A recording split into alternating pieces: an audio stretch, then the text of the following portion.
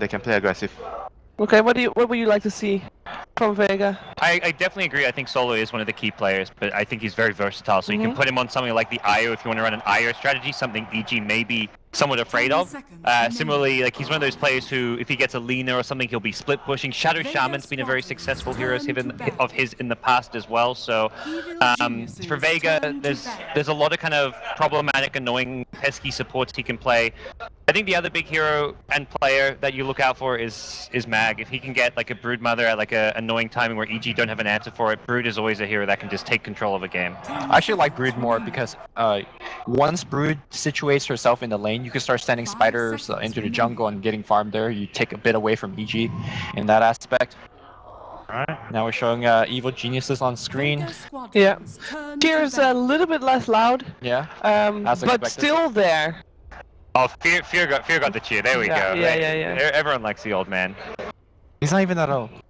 He's actually not like that compared old. to us. The thing is, he's more like... He's older than me, Lumi. Speak for yourself, please. Lumi, he's older than me too. I'm the oldest of everyone, it's fine.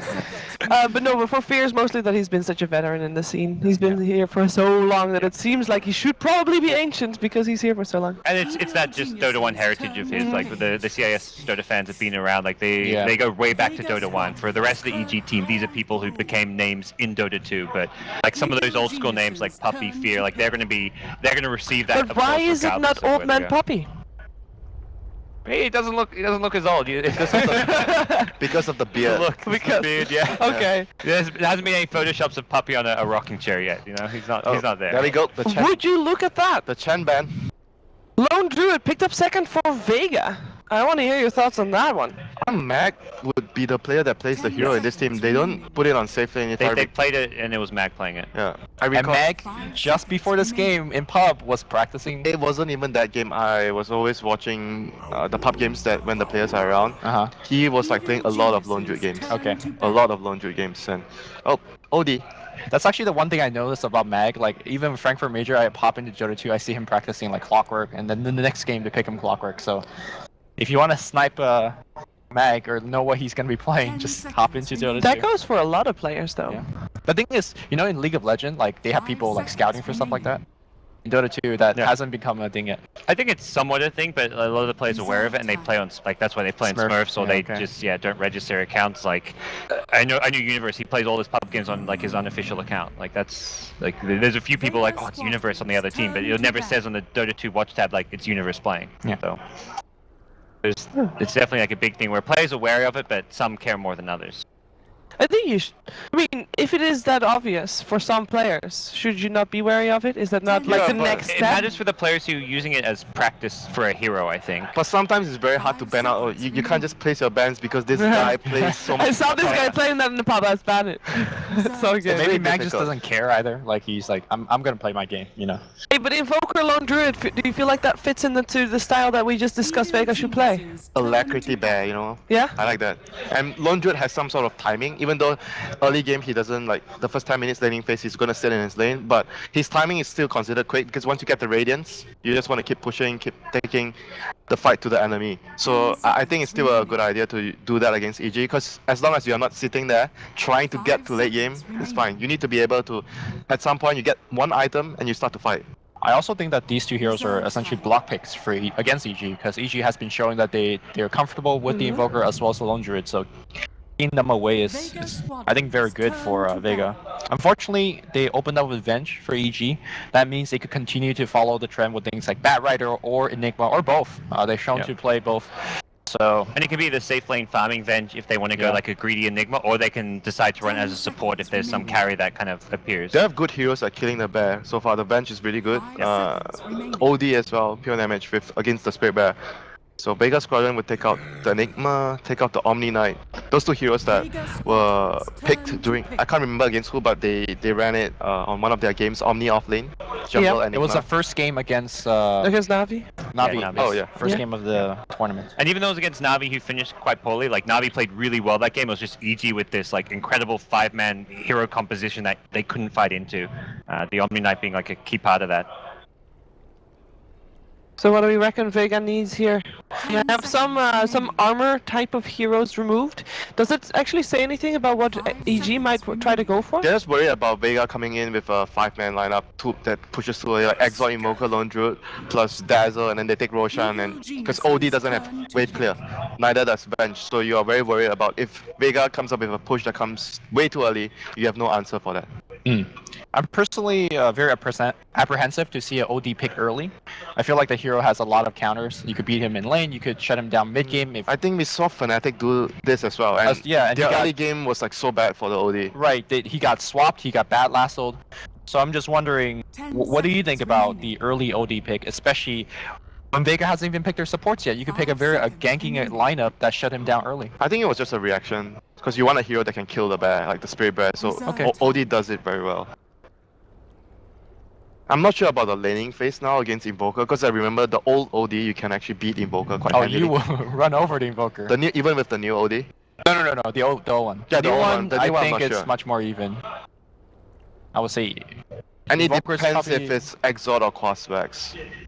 I think with the strategy, if you're running Lone Druid, you probably want to have Exalt, because you want to push and you want to have Alacrity, giving a lot of damage. You play around Roshan, you go Necrobook. I think those are the things that you want to consider. Ooh. So you can see EG already gearing up because they are very worried about the 5-man. They are starting to pick D push. And Wyvern, generally when you see picked nowadays, is always for the Splinter Blast to hold off a push. I really like Wyvern ultimate against Zoo strats. You know, your Force Spear, your Berry. Oh yeah. You drop a good ult in the middle of it, and boom, one person is dead. What are we thinking Vengeful Spirit is going to do here? Core support?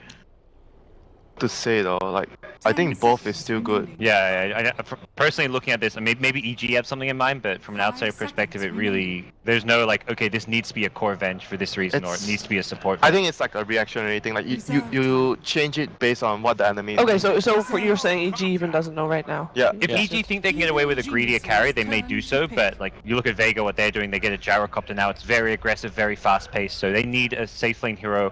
For when you've got the OD, you need a safe lane hero that's kind of high tempo. You can't be picking a greedy safe laner as well on top of this. So how do you feel like the farm distribution will be for Vega? Because you have Gyro, Lone Druid, and Invoker. They all eat quite a bit of farm. Basically, if you're running, okay, let's say they are running Exalt Invoker. So Exalt Invoker plus Lone Druid off lane, those two heroes are not going to look to move.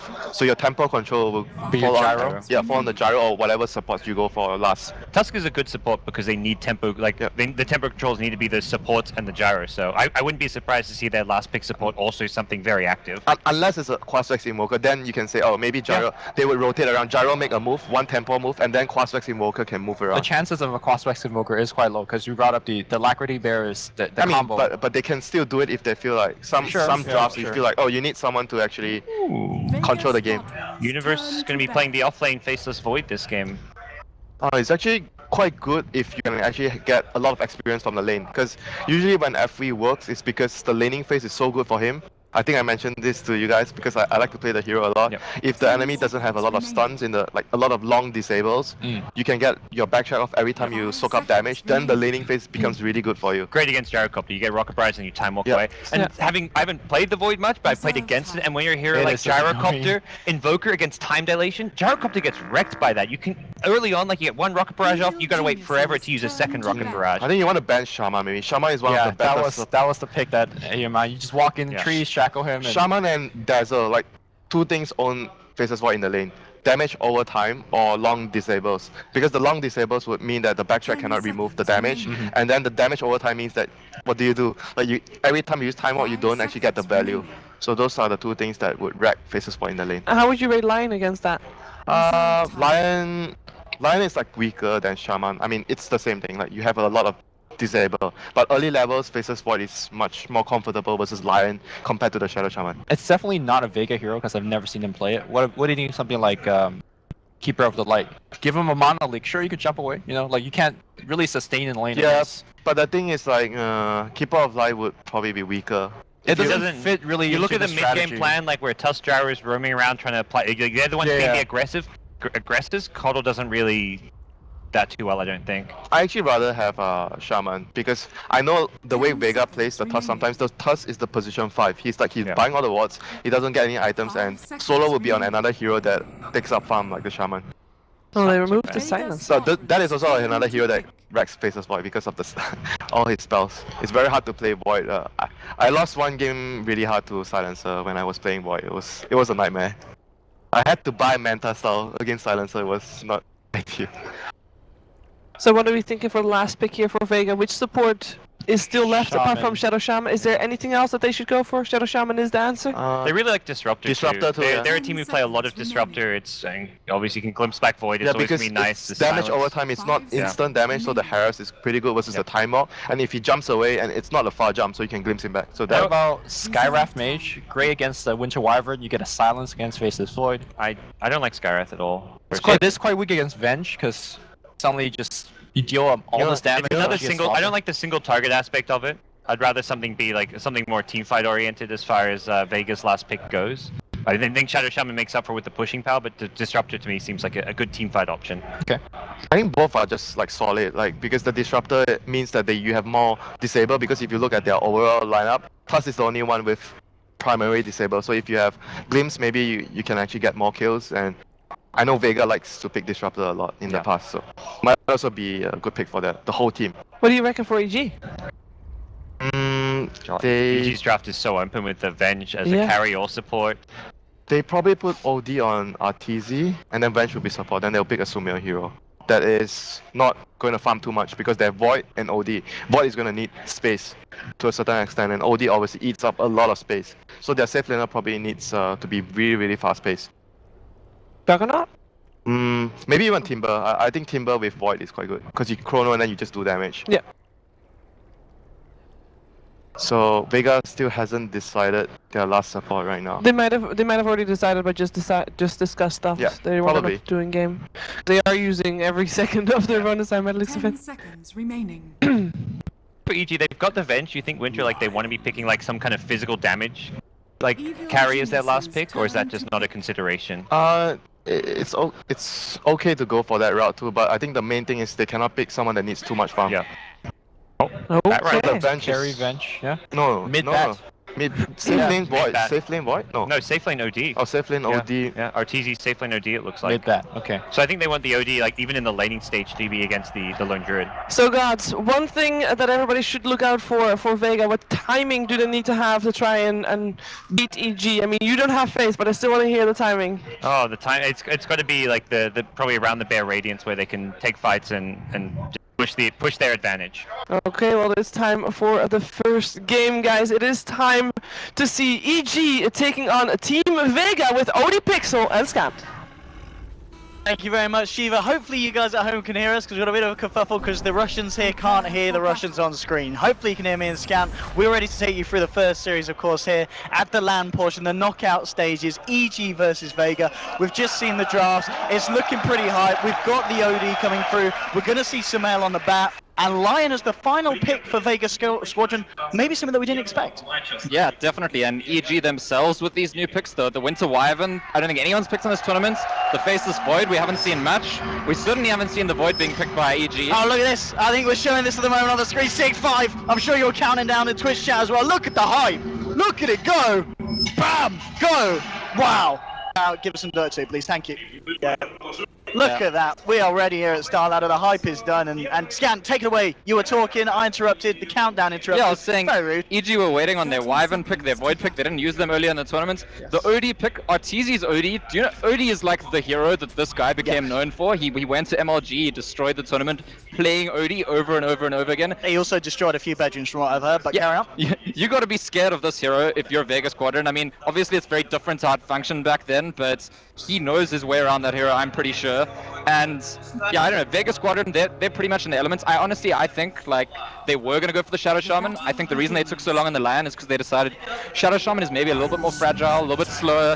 Vengeful Spirit Wyvern with that long range, catch it out. Batright especially now that it's been picked up, could catch it out. So they go for the line pick instead. a little bit of an adjustment toward the end of the draft for Vega Squadron. But I'm of the opinion that Vega could definitely get a game out of the series. I agree that they're underdogs, but I'm not going to go the gods route and say that it's like easy 2-0 for EG. I definitely think Vega could take a game. Absolutely, especially I think you really can't write off Vega from, as it was mentioned at the panel at the start, after the performance they gave against VP. You know, to be a team to bring back a swing of about 35,000 or whatever it was, you can never write these guys off. And we've seen games as well where that's happened against EG before. Other teams done it, like LGD, where EG's had the lead. So EG are susceptible, like VP were, to having the game turn around against them, even if EG do get the start. And Vega are the home team here, and it's not just, I mean, they're not from Minsk, but they're a CIS team, and it's not just Vega. I got to tell you something, I don't think the panel realized during, like, when they were panning to the players, Solo is the player that this crowd goes wild for. Every single time Solo goes on camera, they go insane. So if he's making plays in this game, he's going to have the entire crowd behind him. And understandably so, because he's about to win them a lot of money if he throws it. But anyway, getting on with the game. So looking at the lanes that we've got coming out, the fact that RT's up against no one in the mid lane. On the bottom lane, you've got this kind of matchup between the Lone Druid and the Faceless Void. The top lane, the Duel versus Duel. I mean, who's coming out on top of the lanes? Which side do you think is more comfortable with this matchup? I'm not too sure. I mean, there's been an adjustment made by EG. We see Sumail actually in the off lane, which we've seen him switch between the mid and the safe lane quite a bit, depending on what they need. I don't think we've seen him match actually in that off lane. So that for me is the interesting lane to watch, considering the fact that Sumail's a player who likes to make kills in his lane. Yes. And when you're in that off lane, I mean, they're in a 2v3 situation, and I could see him maybe getting tempted to go for that big play and getting punished for it. At the moment, though, playing quite cautiously. And it's really, that's the test for EG in this lane stage. They've got a player who wants to be very aggressive, and he's in a position where he's not meant to be. Yeah. So far is doing very well in the mid lane, 10 for 5 on your OD compared to the 5 for 0 on the Invoker. So OD very much winning the lane at the moment. Yeah, and they talked on the panel about how the old OD destroyed the Invoker, and I think the new OD does reasonably well against the Invoker too. I think especially if it's RTZ OD, like, yes, we give him credits. We know he's good. It's certainly a lot better than his Ember. But anyway, so far 2.5 minutes in. Something that we haven't actually talked about between us, the Winter Wyvern. So the fact that it's coming back in this game, EG obviously feel that the strength is still there, you know, regardless of the nerfs that it would get in 6.86. I mean, why the Wyvern this game? What do you think what did they see from Vega, or what were they worried about that warranted this pick? Yeah, so there's two things with the Wyvern. The one is that other than the ulti, the hero didn't really get nerfed or Sumail actually going for some aggression. Yeah, he gets a couple of napalm stacks, decides to try for it, but the stun holds him back, so still nothing going on. Going back to the Wyvern, I think the ulti got nerfed, but other spells didn't get nerfed. The hero is really good in terms of the other things that it does. When you're against a lot of physical damage, the heal is going to make a lot of good value. The Splinter Blast is very good against the push strategies, and the ulti, as we were discussing actually during the draft, it can still be a setup. It's the setup. So they set up for that Void Chronosphere, and that's going to work perfectly fine. And it's going to be very interesting to see when the fights do kick off, because they do have that combination. They don't really have anything too huge to throw down in the Chrono other than the Sanity's Eclipse. It's just the OD right clicks and the ulti. Pretty much. It's all about RTZ. That's the thing. We've seen in late games where OD, he just needs to get 2-3 touches and he can destroy carries if he gets the intel steal up. And Sumail, well, he's trying to chase down Solo. Solo does have 4 stacks of napalm. And here with the Firefly, 5 stacks. He'll pop the 6 charges, not enough. First blood there for Sumail, but now there's a turnaround. They'll drop the shards. Slayer trying to find it, but Sumail with the Firefly, he just flies over the igloo, says, "Screw you, Iceman," and he's out of there. I guess the crowd's not that loyal to Solo after all, because... Well, I told you, they've got ulterior motives here while they're cheering for him. Yeah, it's like... Okay, well, nice kill from Sumail. He found a way, despite being in the 2v3 lane, to get the first kill in the game, so that's Sumail for you, right? And his job this game is going to be to, like, create space to make those pickups. Universe has a similar job, actually, to set up. This draft by EG is very much an RTZ-centered draft. It's all about him. He's the damage. Void is not going to be dealing the damage. As bad as it goes later, is not going to be. The Wyvern's not going to be. So, jumping forward, it gets the first hit bash, and now with the slow, they can try and go for this time dilation. So you're not going to shout, you're not going to be able to cry, Lone Druid. You're going to be able to get away. Splinter Blast, it will take him down there. Fear with the finish on the bottom lane, 2-0 to EG. Yeah, and it's maybe a worrying sign for Vega Squadron. If we look at the draft, Vega Squadron looks like the draft that wants to get a good start, get their key items, the blink on the Lion, all the pushing items on the other heroes, and then mount their push. But if they're behind, we've seen a lot of teams in this tournament actually approach to dealing with the enemy team pushing lineup is to just go for the lane stage. If you dominate them in the lane stage, they don't get to assemble, they push at the right timing, and that's what EG are going for here. Absolutely, and just looking at the CS, the fact that Universe, he's getting so much in this matchup on the bottom lane, he's doubled the CS of the Lone Druid. I'm actually wondering if Universe might go like away from the utility build. In China, we've seen a lot of offlane voids, and they've been going treads, Vlads, blink dagger, ags. But since he's getting a lot of gold, I don't know. There was a game in this tournament where Virtus Pro actually picked a carry void. It was Silent playing it, but then he ended up buying the support items, and they didn't win. They didn't. Actually they didn't win that game. Yeah, no, they didn't win that. That game. was the secret one, I think. Oh, it was, wasn't it? Yeah. Oh, never forget. But they, I think some people would say they should have won the game, maybe. So. Yeah, I'm interested to see if Universe has his own build. I think I would call the Ice build the Vlad's Blink Ags. That's been the standard one. But EG are definitely like not afraid to innovate. We can see PPD at the moment. He's come down to the bottom, trying to see if he can get a walk in onto Mag. Still, it all relies on really Fear just getting the touch with the Arctic Burn, but they realise the Mag's playing too safe. They're going to be fine. Meanwhile, top lane, the tri-lane here from the side of Vega. A significant amount of damage to the tower. We've seen Sumail, you know, he's headed over to the side camp here that's now near that top lane, and he's still finding the levels. It's easy with a DD and CS-wise. Yeah, seeing no one actually catching up. We saw at the start Arteezy with a little bit of a lead, but now 30-10, 28-7. The Invokers recover quite nicely here. Yeah, it's that alacrity nerf that Invoker got, I think. Yeah, you need a few slow levels start. to actually get online, but once you're there, it's not too bad. And we do see Vengeful Spirits heading across the mid lane, but I don't think this is just like defensive purposes in case they go on Arteezy, I think. Yeah, just making no one think twice about moving in here for the CS. I don't know, would they consider an Astro and then dive him? I'm not too sure about that. Yeah, it would be a little bit too aggressive. I think as you He said doesn't as even well, have the Astro yet. Yeah, So. yeah, that's true. Yeah, with the build, he's probably going to max out the first and third skills. And I guess as well from this lineup from EG, as you said, they don't really need to look to fight too much. If they're getting enough farm on the cores, that's all right, because they have got that kind of power play in the later portions with the Faces Void, with the OD, and of course with just the combination of the Winter Wyvern into the Chronosphere. Honestly, I think draft-wise, if Vega Squadron missed their timing by too much, it's a nightmare of a game for them, because EG have so much control, and Arteezy's damage is going to be enough, plus the Venge Aura is obviously going to give some more damage to everyone else. I mean, try pushing into like bats constantly catching your wyverns, catching your voids, catching you. I think that Vega Squadron need to actually hit a good timing. They need to start pushing when they're not far behind, and at the moment they're getting a bit behind. So pressure's on Vega right now. And Arteezy's going to get a bit of space here as the Invoker's actually backed off to the safety of his jungle to pick up a few camps. And I actually saw Invoker's over by the Ancients. It is the Lion that's just stacking some up, clearing them up. Bottom lane. Again, Fear trying to make a go onto the Lone Druid. Universe now level 7. It's this Void. He is getting a lot Universe. It's just going to be very interesting to see. Yeah, he's going for the Vlads. Check that out. He's going for the Vlads, the standard Isosites utility Void build. You see, the way that the Void got changed, it's really not as viable to build a Glass Cannon DPS. So it's really like a supporty utility Void. It's there for the Chronos. It's there to give the auras to the team. And it's going to be that standard setup that we've been used to seeing in China. Yeah, I mean, Mag himself, he has got 1400 built up. I will see if he does indeed go for the kind of the Midas into Radiance this game on the Bear. I believe he's one of the Lone Druids that does sometimes build a little bit differently. I mean, do you see any reason why he wouldn't go for the Midas Radiance this game? I mean, he might adjust if he finds himself under pressure. I think we did see a Lone Druid yesterday skip the Midas and try to go straight into Radiance. I can't remember which one it was. Mag is actually, as the panel said, he's been spamming this hero non-stop. So he knows what he's doing on it, and actually this is one of the few teams that even though they ran the Lone Druid in the offlane, they do kind of like Alliance a lot of the time. He ends up being the main carry instead of actually partially doing it. PPD just stacking up here. And we can see PPD as well, just maybe looking for some levels on this top lane now, because Sumail, he's gone back over to the jungle. Looking to try and work, of course, towards that Blink Dagger. Has got the level 6 now on the bat. And still, I mean, 9 minutes in, only 2 for 0. The game's certainly calmed down. And I guess Vega with the Lone Druid and the Invoker, the fact that they are getting good farm, you know, Mag on his Lone Druid now, 42 CS. He's keeping up, but Universe certainly ahead. He's got the Midas now, yeah, but that's the Blink Dagger on Sumail, and I think that's such a bigger item timing than the Midas on the Lone Druid.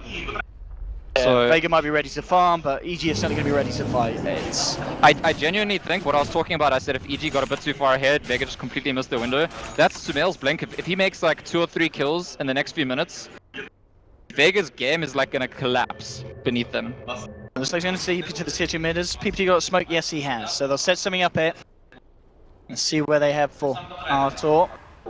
This is a really quick blink tag, especially considering that he was in that off lane, 2v3 lane. Sure, he got the first blood. Vega might not know it. I mean, they know he's off the map, but I think the first blink could catch them.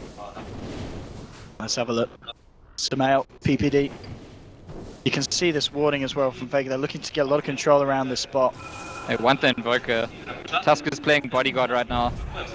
It's going to be a hard one. Samael leading him with the Firefly. Only a few seconds left on the smoke. He's going to get vision. He'll jump in. Gets off the lasso, but Slayer is there. Can he save him? He'll try and block him off, but PPD's already got the way around. They'll pop the Ghost Walk, trying to get himself away. They don't have detection. Pasha's coming in with the cooldown. It's going to connect on Samael. Slayer snowballs away here onto the creep camp. They could get themselves out, and yes, PPD and the back, they just didn't have anything there to get the vision on the Invoker. Yeah, I don't know if they expected the blink, but they definitely expected the gank. You could see they were prepared. The gyrocopter was already heading there. The Tusk was just bodyguarding, and Invoker was very, very ready to get the Ghostwalker as soon as possible. I will say that if they had Dust, that probably still makes a kill. It's because of the Ghostwalk that the Invoker gets out. Yes, yeah, they would have got the kill with so it. I maybe, guess they just felt that they could chain lock him down with the lasso into the magic missile and thought they had the deeps to just do it like that. Yep, EG unusually, like, slightly underprepared for a gank, I would say. Top laner man, we haven't really talked about Pasha. 4.5k, he's level of Arteezy. It's still Universe though at the top, and this is kind of classic Universe. We see him have these games where he's given the space, and this is a man who knows how to find his farm, and a man who'll know what to do with it as well. So I really feel that this Void is the one to watch this game, and we could certainly be seeing some big plays coming out from the man in purple. I mean, that's the whole, like, not the hero that's gonna like carry the game in the conventional sense, because he's just not gonna be doing the damage output. But definitely big chronos will win them the game, and the faster you get Vlad, the faster you get Blink, the faster you get Blink, the faster you get Ags, and then there's just gonna be, he's bought the Ring of Protection, so he's going for the Iron Talon. Yeah. That's, you know, the old Void used to buy Mask of Madness and just jungle between Chronospheres. You can't buy Mask of Madness anymore, so you buy Slang, like the Vlad's doesn't give you increased farm rate. It's really. like the poor man's Midas. It gives you that kind of opening to keep the progression good, and especially when you're already doing as well as it is. We are going to see a bit of a wraparound up to top. Vega trying to find Universe. They'll drop the cooldown. Shard's going to block him, but he's got Time Walk in a couple of seconds. He's going to get stunned here from Solo, but he should be fine. In fact, he wants to go in. Jumps in, but the Hex is there. Can't get off the Chrono. There's your Winter's Curse onto Pasha. Bringing in Slayer. They have got the Chrono, but have they actually got the damage? Meanwhile, they get the lasso off onto Invoker. EG will find that kill, and they kill Slayer. Magic Missile onto Pasha. They're trying to look for more. Time Dilation is going to stop Pasha throwing out any more spells. Solo will be able to TP out. They're looking to try and dive onto the Gyre here. Samael's coming as well. Sanity's his drop. The full 5-man of EG coming up to the top lane, and 5 kills now on the board for the Americans. And that's exactly what we were discussing about the Wyvern ulti as a setup for the Chronosphere, right? It's like a buffed vacuum. It's not as big area as the vacuum, but you pull them there and they have to stay there. So you're definitely gonna get that Chrono off, and EG's draft really working out. We can see what they've been thinking, and I mean, I said what, 1 or 2 minutes ago that if they get a couple of pickoffs, Vega are going to start missing their timings. And I know it's still very early in the game, but I think the game's becoming very, very bad. We do know that Vega can be the ones to turn stuff around. Well, we saw that last night for did. sure, but I think if you look at the drafts, it's just... It's harder this game. EG are very, very far ahead right now. Yeah, and I think just from that, as we saw, you know, you said about the Winter Wyvern, if you just look at it, EG, they've got a very annoying team to play against. They're going to have Arteezy taking someone out of the fight with an Astral, the Winter's Curse, you know, disabling people, Time Dilation stopping you from casting your spells, Venge and the Batrider just displacing heroes on the side of Vega. They've got a very disruptive lineup, and that seems to be something so far that Vega are struggling to fight around. Yeah, the point is Vega's lineup, it can convert into just like play for late game, but that's not what they picked it for. They wanted it to have pressure in the early game, also be able to push down buildings, and that is very quickly disappearing. And I've seen time and time again in this tournament when teams that want to push have to convert into going for late game, they pretty much always lose. And at the moment, Vega, they have got obviously the double Midas that they're running on both the Invoker and the Lone Druid. Arteezy rushing Orchid actually, which is very interesting because ODs are almost always going for the 8-star or the 4-star first, and we debate which item's better, but straight into the Orchid this time. I actually think that's Slash's way. I actually think that's... I don't know if you know. Orchid first. Yeah, I think it is. Although Slash's way was off lane OD and then Orchid first. Not sure about that, but build, Arteezy's going with it. And he's going to be able to like destroy people with the Orchid, a couple of hits and ulti, like anyone. And we have Smoke up. from EG. At the same time, smoke up from Vega. This could be a big clash. Universe moving into place. Oh, it draws the chrono. It does clip Invoke on the sidelines. That might be all that's needed, but no, the snowball. This is looks to be maybe not too great for EG. They jump in onto Universe, but now Samel comes through, breaks up the fire with a flame break. There'll be a finger onto Universe. Universe hacks up a PPD with a swap to the high ground, deafening blast, and the Invoker will finish him off. And they get the kill onto Universe. And Universe, I don't know if he intended to just clip the Invoker, but it didn't look like the greatest of Chronospheres to start off. So I think Universe thought that they might back off from him, and they actually ran forwards at him and dodged the Chrono that way. But either way, it's maybe a rusty Universe Void. He hasn't been playing it as much recently, certainly not on officials. And first Chrono of the game was set up so nicely by the Wyvern ulti. This one was like just a raw Chrono. Just a little bit off point. And definitely, you know, he goes down, but he knows it's on him. He knows it's like, if I hit that Chrono, that's not going to happen. It's like, right guys, I messed up. Let me take this one. I mean, we saw PPD very close to being able to swap him. Definitely blast from no one. Very nicely placed up to the high ground where he saw that he'd been swapped to. Clipping the board. Arteezy's finished his Orchid. He's sending it on the Corona. That's like a 16-minute treads Orchid. Wow. That is a big OD, and I mean, he's just going to destroy any hero that he finds alone, even the Invoker. That's also part of why you rush the Orchid, because it just like turns off your opposing core that you've been laning against all game. And there we have, just getting the push onto the tier 2. Let's see if Vega have any kind of response. Looks like they might just have to let this one go. I mean, Slayer's starting to head up here on the Tusk. They're standing strong here, EG. No need to back down at the moment, maybe soon, because Vega, they are coming in. There'll be TPs through, Shards getting thrown out, Snowball straight up onto PPD. Solo will get silenced up by the Orchid, it turns around with 2 clips. Is that going to be enough for the Soul Burn? It might be Solo. Oh, he does just live here. Now with the cold snap onto Arteezy, but the last for Samel turns around, 1-2, goodbye core, Invoker's down. Arteezy getting chased down by the Forge Spirits, Pasha moving in as well. The backup from Magan Slayer is there. He'll hold back the Gyrocopter here with the Astral, but they're going for it. The Orb of Venom slow, in comes the Snowball, Arteezy gonna get taken down. The Winter's Curse storming in, but just a little bit too late. They get the final touch onto Artur. They're unable to save his kid there. And that shows us exactly EG's draft. I feel like it's meant to work together. They have the Void, they have the Wyvern, which are the control for the OD. They only had the Bat and the Venge, and it wasn't enough. OD's got insane damage output, but if it's not backed up by one of the AoE control factors, and really it probably has to be the Void, because you can't attack during the Wyvern ulti. So I think that we see there's a huge difference between OD when Void's around, and OD when Void's not around. Oh, nice deny. Good job, Solo.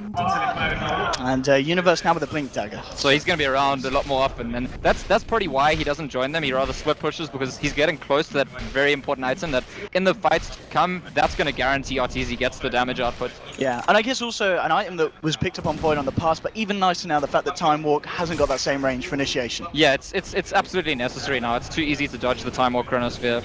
It's not very easy to dodge the Blink Chronosphere, and what we did see, even though I think that previous fight was good for Vega, we saw Arteezy destroy. I mean, he attacked Invoker like 3 times. Yep. And he was gone. And bottom lane, Chrono onto Solo. They've caught him out. A few hits from Universe.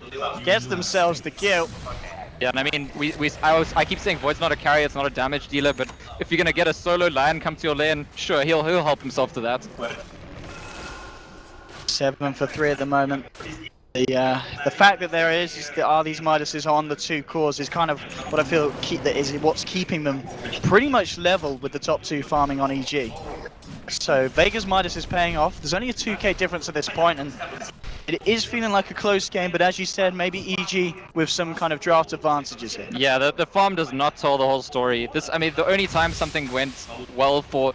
So the 2 things that went well for Vega this game were where Universe missed his Chrono, and when Universe wasn't there to Chrono. They haven't had any kind of successful trade, any kind of fights when the Void's involved and hits a Chrono, and I honestly think that that's going to be the story of the rest of the game. They're going to have to find a way to dodge the Chrono or disable the Void. Maybe Lion, the plan is for Lion to catch the Blink and then just catch him up. And then, yeah, as you said, if he can jump straight onto the Void, get the wrap around. And Void's actually a absolutely easy hero to burst down these days. There's no backtrack anymore. So if you get it in the time of the Lion disable, there's not going to be a time walk to heal. None of that. At the moment, again, things seem to have calmed back down. EG, they are grouping up forwards. Is EG going for a smoke? What's the movement here in the Radiant jungle? It is. Bang, just like that, PPD pops the smoke and EG, they're ready to go. And there was just the Sunstrike, so they've already used that scouting mechanism, Vega.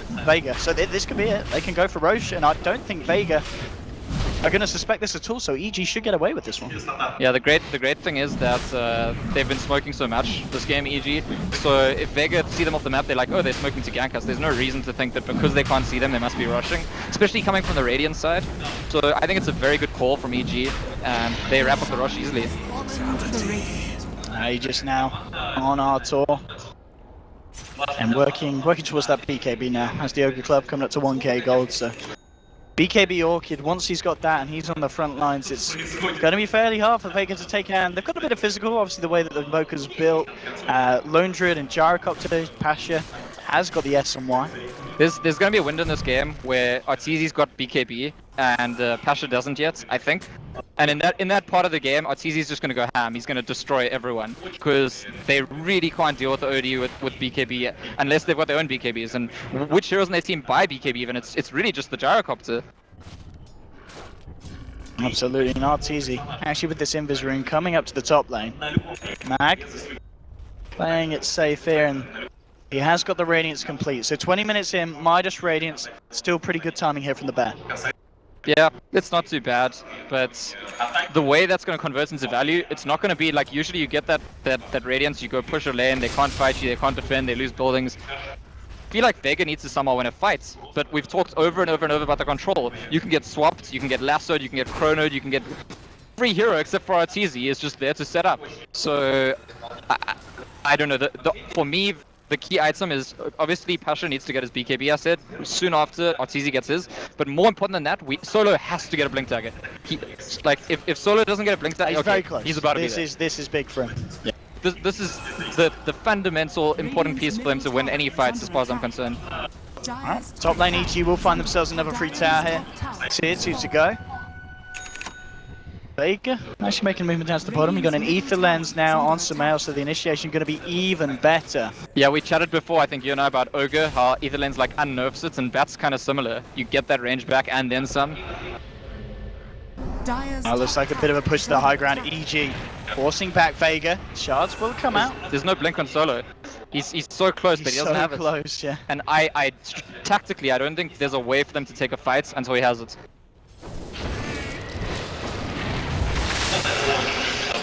Oh, it's easy. Just confidently frontlining at this point. Radiant's bottom tower is under attack. As you said, if Solo had this blink, this would be a different story. They'd be straight on Tartor. Obviously a hard one to initiate on because he does still have that Aegis. Well, I mean, I think the Lion still needs to take out the Void. It's got to be his job. Everyone else might go on Arthur. They could. I'm not sure who they go on, but purpose of Lion getting blink is that he can catch Void, so that because if they don't catch Void, the fight just can never work. Oh, I'm talking about catch. Sumail just jumped straight onto Solo, and Solo so close to that blink dagger gold. 30 gold off. Now he's about 300. That was a big pick off for EG. Not something you'd always say about the support, but just because of how close he was to that crucial item. Yeah, and now it's like, do EG just keep pushing because he's that much further away? Vega might feel pressure to just make a desperation move here, and if they go for a play without the blink on the Lion, they could just end up losing their axes and half the game right here on the spot. Matsuo is trapped up here, definitely Glass will clip him, but Universe jumps in, gets the Chrono onto no one and Mag. Sanity's eclipse fine for him as well. They got the snowball across onto Universe. Universe getting no one low, no one on the Invoker, he'll drop. Pasha there with the Rocket Barrage trying to turn around. Universe is going to die in return, there'll be a buyback from no one. Finger on Fear. Fear trying to get himself out of the base, but the Radiance Bear chase him down. They'll try and heal themselves up with the damage. There's too much PPD trapped on the sidelines. Gets the kill to Slayer, but they will kill the Vengeful Spirit. Only Arteezy being able to get himself out of there. There's two factors that win the fight there for Vega. The one is that Invoker brought back, obviously. The more important one actually is that Arteezy lost the Aegis the same time as the Chronosphere. So he had just thrown his ulti into the Chrono, but he couldn't attack at all. And I've spoken so many times this game about Arteezy is all the damage of his team essentially. And even though he has Aegis, the fact that it's that couple of second respawn time during the Chronosphere, you're not getting that damage output, and then he respawns and his team's getting obliterated, I think that's maybe an oversight from EG. Like, sure, Aegis means that you're going to respawn, but you need to take into account the downtime of the Aegis. And so after the back of that fight, was he involved to get the gold for the Blink Dagger? Yeah, we've just seen he was there, we have just seen it used there, straight in under stun, actually ending up catching two. Can they follow up for a kill there? In fact, it could be Vega in trouble. Orchid onto Solo, Sumail coming in, Universe is there as well, they'll take down the Lion. An unfortunate Blink Dagger reveal there from Solo. Tried to do something, but EG were there ready and waiting. I actually want to go back to the Aegis just because if you think about it, the way EG pushed and positioned, they only did that because they had Aegis. And so it's really interesting that that's the thing that makes the fight backfire for them. I think they, in a weird way, if they pushed without the Aegis, that fight goes better for them. Because they were happy for Easy to go down, but it turned out the timing that he was down just screwed them over. Here we go now, EG on the bottom lane, ready to try and take another tier 2 potentially. Obviously very aware that Lion does have that blink. It's going to be back up in a few seconds. They've got everything bar the Sanity's Eclipse up and available here. And they'll just start the advance. On the sidelines, Samael waiting to see if he can get the jump in, and he does. Jumps straight in, gets the lasso onto Slayer, brings him back in. He's got out, he will get the snowball out in time. But Universe jumping back, knows he's the target, bringing the Tusk out of position, and they will get the kill onto Slayer. Raining blood everywhere as he dies, and now they just look to finish off the tier 2. Yeah, and so it's maybe more complicated than I said at the previous push. Vega want to control Void. If they don't control Void, the other option is to control the OD. If they don't control either Void or OD in a fight, they're just not winning fights. So in every single fight, we're going to focus on those two heroes, I think, and see, is one of them controlled? If they both just free fall, like Void gets his chrono, DZ gets to attack, that's basically it. As we can see at the moment, net worth has swung around a little bit to Vega, but still very close. Up and down at this point. Vega, they've still got the farm going on Mag. Mag getting more and more on the Lone Druid. Invoker now sitting on a hefty bit of gold. We've got him on about 2.5k. I guess the build from Mag here is to just go straight for the AC now on the bear. Yeah, he's definitely going to go for the AC. They need more of that like team fight, 5v5. They know that that's what's going to decide the game at this point. It's not going to be about one team pushing really early, the other team can't handle them. If anything, that team is EG, if anyone's going to win by pushing right now. Invoker being down for 70 seconds there. Do apologize, the screen is cutting out in front of us, so we actually missed that ourselves. Yeah, we're actually occasionally casting from the Russian stream. We're casting from we've got the English stream, but the screen keeps disappearing, so we're kind of casting blind for some of it. Hopefully this will get sorted. We'll see the jump in from Samael though. Gets the silence onto Mag here from the Orchid. Magic Missile. There'll be a snowball crew trying to jump on the Batrider. We've lost vision. Stuff's happening. PPD. Rocket Barrage to the face. They'll take it. The BKB from Pasha turning that fight around. Getting himself a double kill. The rest of EG will escape, but Vega still showing us that they're fighting back hard. That BKB is such a big item because basically OD is uncontrollable. It's a hero that, like I was saying, if Lion didn't disable him, OD can just attack everyone, deal crazy damage, but as soon as Gyrocopter BKBs, OD's like, oh shit, I gotta run away, because OD doesn't deal any damage through BKB at all. And the only damage source really in their team is the OD. So suddenly the dynamic of the game shifts a lot because Pasha did get to that BKB, and when he gets that BKB off, he's gonna be really strong in all these fights. I guess his next big item, Pasha, he'll almost certainly look towards the damage. MKB this game, or is there anything else you feel that the Gyro will be looking out for? I mean, the one reason he might want to go defensive is because I think EG now realized that he has a BKB, and they've got the control that goes through it. So between Venge, Bat, Void, one of those heroes is going to try and control him. I don't know if that affects his build though. I think he still needs to go for the damage and be like, let's say I get my BKB off and no one's got their ulti for me, I'm just gonna obliterate the enemy team. And Universe with that axe, he's looking incredibly stacked and he's keeping himself, this is Void keeping himself on par with a Radiant Midas Lone Druid, pretty much. Just 1k between them at 28 minutes in. Universe very much keeping his game up here on the Void. But I actually still think the Lone Druid is like a side issue in this game for EG because he's not going to buy BKB probably, and the reason the Gyrocopter is suddenly a big threat is just the BKB. So I imagine that EG will be discussing how do we deal with the Gyrocopter in the next fight, while Vega is still going to be looking towards the Void and the OD. History here for the side of EG. We'll see if they're able to set anything up with it. Fear at the moment just pushing on the top lane, hiding in the tree line. But yeah, Vega with Pasha, we know that they can do the damage in these fights. We know that they can take on EG head on head, and we've already talked about EG's potential to catch out, to jump in, but we can never underestimate the power of Vega fighting as a full 5-man. It's something that as a team they're just known for being very good at, very good at having the control on the fights, and we're just going to see the jump in. Samael gets the last onto Slayer, bam! Just like that, OD takes him down. I've got to say, Sioma's the Slayer, his task this game, he's been caught out quite a lot of times actually by the Batrider, and it may be starting to cost Vega Squadron. Like, they can't afford that happening over and over again. Another thing, by the way, about the fact that Lone Druid is not a natural BKB buy is being abused by the fact that Fear's bought a lot of ATOS. And you can just kind of ATOS that Sprope all the time and kites it in the fights. Usually it plays on the fact that it runs really fast. Fear's actually incredibly farmed on the Winter Wyvern. He's almost as farmed as Sumail's Batrider. This is, yeah. I think does he have a Glimmer Cape in addition to the Rod of ATOS? I don't think the Pimp can hear us, so we'll find out eventually. Okay. Find out next time. We'll see in a moment. And Bushbrit going to get dealt with here. 30 minutes in, 15 to 10. Neither side looking too kind of hasty to find the fights. Yeah, maybe they look to the rush pits again. This could be the next bit. Next big fight. Although we got to remember, in like a counterintuitive way, the Aegis kind of worked against EG when they had it. Obviously, they'll take that into account, and if they get the Aegis again, they'll play, they'll play accordingly. They could go for a big smoke here. And I guess it's to contest the rush. Is it to take the rush or contest the rush? I think this is the fight before, and Solo jumping straight in, getting the Hex, the finger onto Universe, but he gets swapped out. PPD saving Universe. Solo will go down to the Soulman. They do kill PPD. There's your Chrono onto 3. Universe moving around. The lasso there, holding down the Gyrocopter. Double kill for Arteezy, double kill for Sumail. 4 dead, make that 5. Cleaning up house there. Universe coming in with a huge Chrono.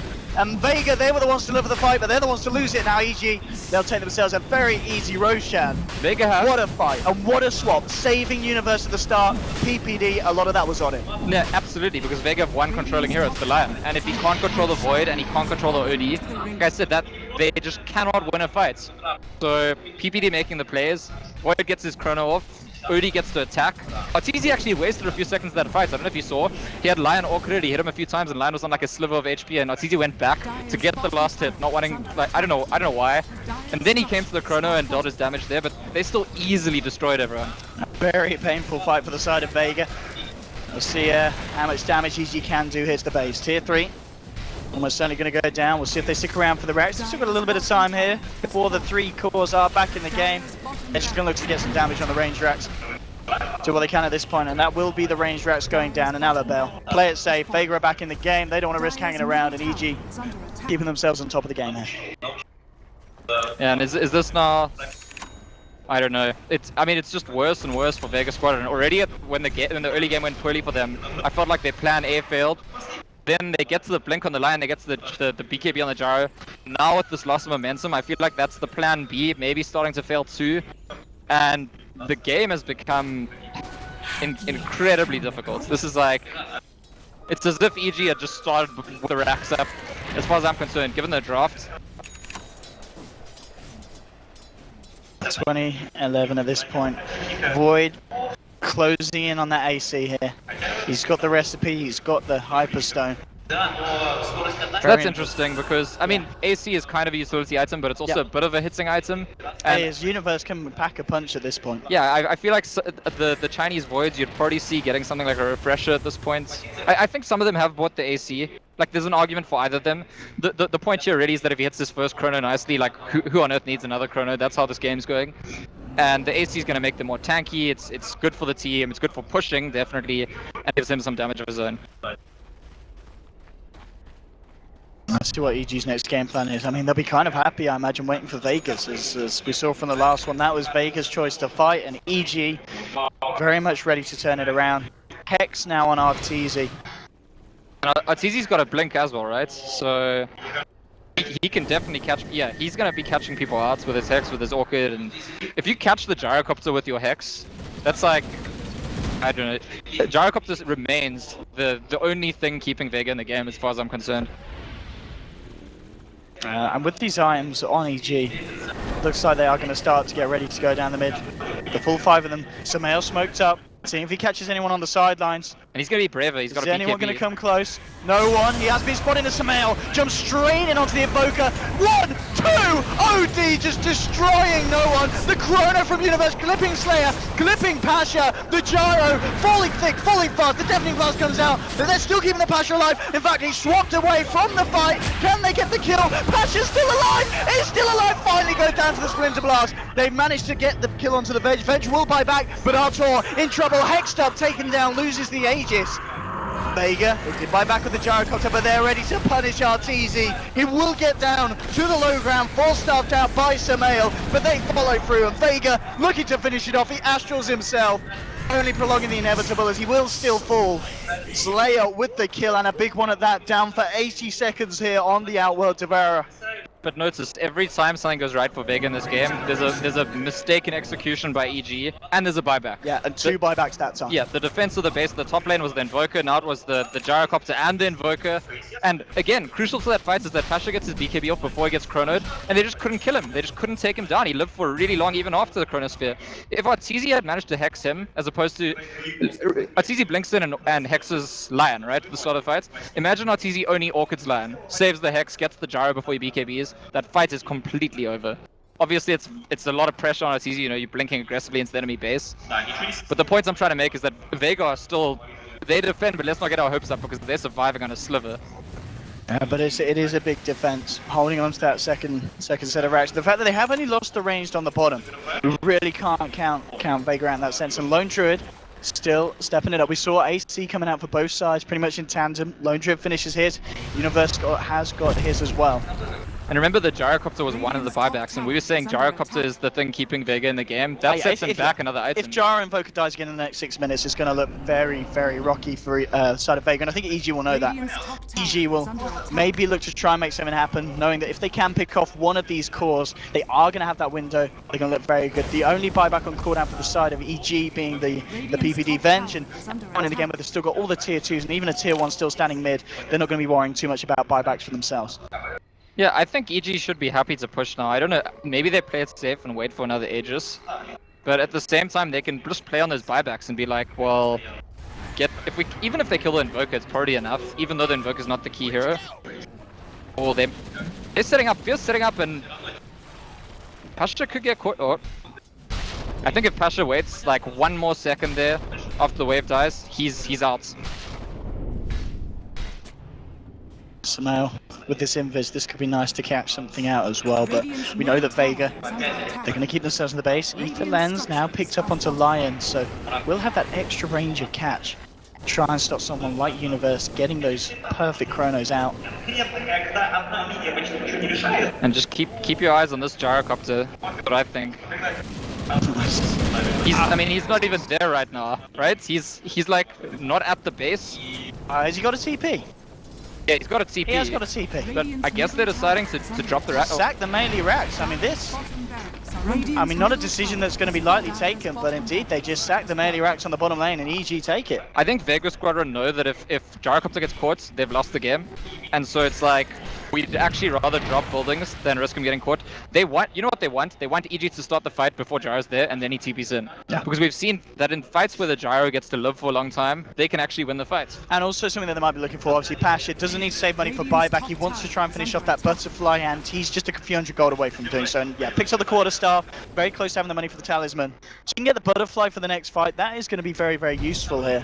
But EG, they're not going to be looking to wants to wait around. Straight in, Solo jumps forward for 1, 2, 3. Odie takes the kill. There'll be BKBs coming out from Samael, coming out from Arteezy. They take down the Invoker. Invoker down for 80 seconds without buyback. They do get the root, the punch onto Artur. He's been lubricated up, still in the tower. They'll heal him up. Winter's Curse getting laid down to the Slayer. The Bear munching away at the tusk, takes him down. They will now Savage Roar as they chase EG out of the base. Arteezy astraling himself. Universe with the bash, trying to keep the Bear away. They're trying to kill it. Astro, he gets the blink out. Arteezy will be able to escape. And now this very, very awkward position for Vega. 3 down, only the buyback available on the Tusk. Another Chrono controls the Gyro even if they don't kill the Gyro. So even if Gyro gets off BKB and they just Chrono it, they can keep pushing, I think. Dire's middle tower. And then we have tier 3 down, Pasha, the Arctic Burn from Fear, and here we go, there's Rody, the snowball save will come through, straight onto Artur, but now the Gruta, Pasha low, pops the BKB, gets the cooldown out, going in, Universe just jumps through, and Arteezy just sitting there, right-clicking away, easiest double kill of his life, will get fingered, hexed up, stunned from Solo, EG, you've got to be careful, they've just lost 2 big heroes.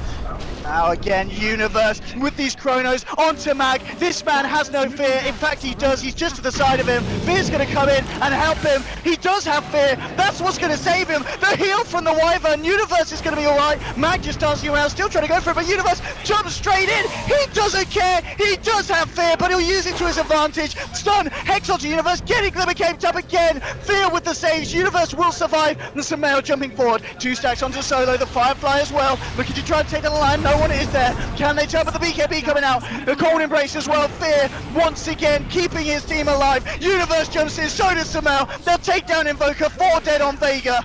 And Solo, the solo man standing. And this could be the breaking point. But, you know, when there's nobody defending against you, you've got all the damage in the world.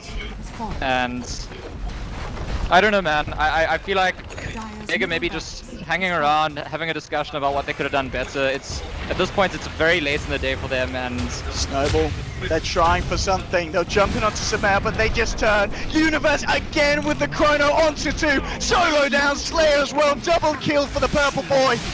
And they've done it. 32 to 15. 40 minutes in, EG take the game. And RTZ straight out. He feels dirty after that OD game, but what a performance from the guys there. Vega tried their best, but as you said from the start, the draft just felt strong from EG, and from start to finish, Universe and Fear at the end, those saves from Fear, absolutely massive. there's 2 important factors in this game for me. The one is that overall it's mostly a draft win for EG, I think. Other than the draft win, what could Vega have done well in terms of playing? Sumail got way too much. Sumail went into a 2-hero aggressive dual lane with a Vengeful Spirits against the tri lane, and he got a 10